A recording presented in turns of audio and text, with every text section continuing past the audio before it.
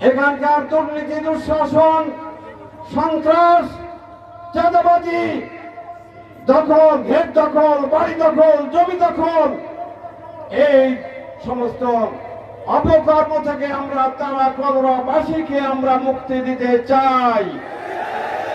প্রিয় ভাইরা আমার তারা কদরওয়ার জলবদ্ধতায় নিমগ্ন থাকে।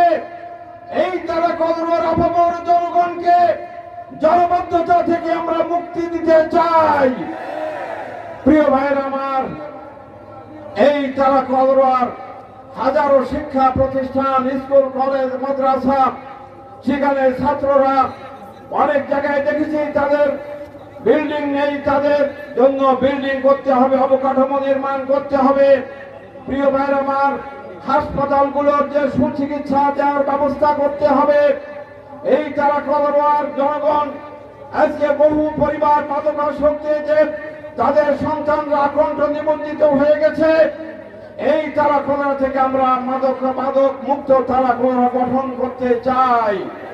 প্রিয় ভাইরা তাই জামাত ইসলামী তথা দাঁড়িপাল্লা মার্কায় ভোট দিয়ে আমরা জাতীয় সংসদে গিয়ে আমরা ভূমিকা রেখে আমরা মন্ত্রণালয়, সচিবালয় সহ যেখানে তারা কদরা জনগণের মুক্তি, তারা কদরা জনগণের সমস্যার সমাধান হবে সেখানেই আমরা যেতে চাই। সেখানেই গিয়ে আমরা ভূমিকা রেখে আমার তারা কদরার এই লক্ষ লক্ষ জনতা, 5 লক্ষাধিক ভোটার, 12 লক্ষ জনগণের একটু শান্তিতে যাতে ঘুমাতে পারে, একটু নিশ্চিন্তে যেন তারা আয় রোজগার করতে পারে, ব্যবসা বাণিজ্য করতে পারে, চাঁদাবাজ মুক্ত একটি নিরাপদ তারা কদর আমরা গঠন করতে পারি।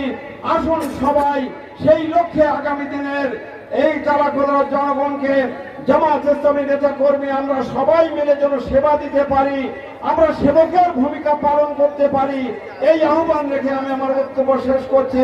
ওয়া আখিরু দাওয়ানা